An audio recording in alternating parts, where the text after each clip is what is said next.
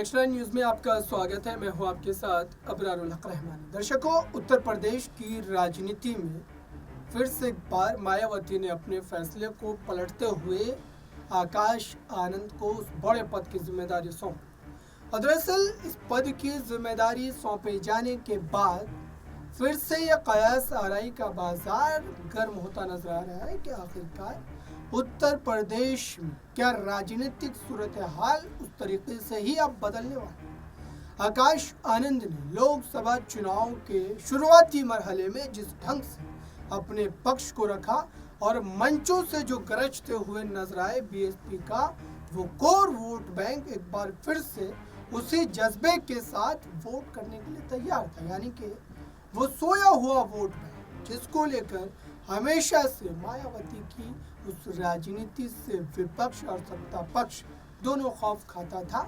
आखिरकार ऐसी क्या बात हुई कि उनके बयानों को लेकर मायावती को उनके पद से हटाना पड़ा, बरतरफ करना पड़ा और फिर से एक बार चुनावी नतीजों के बाद सत्ता स्थापित होने के बाद वही पद की जिम्मेदारी उनको सौंप दी गई।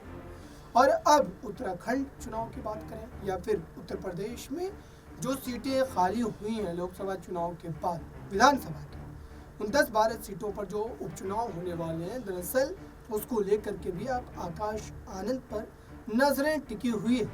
हालांकि आकाश आनंद के नेतृत्व में पहली बार बीएसपी चुनाव नहीं लड़ने जा रही है, बल्कि 5 राज्यों के जो चुनाव हुए थे विधानसभा के लोकसभा चुनाव से पहले, उसमें भी बीएसपी की बागडोर जो है चुनावी रणनीतियों की आकाश आनंद के हाथों में ही थी।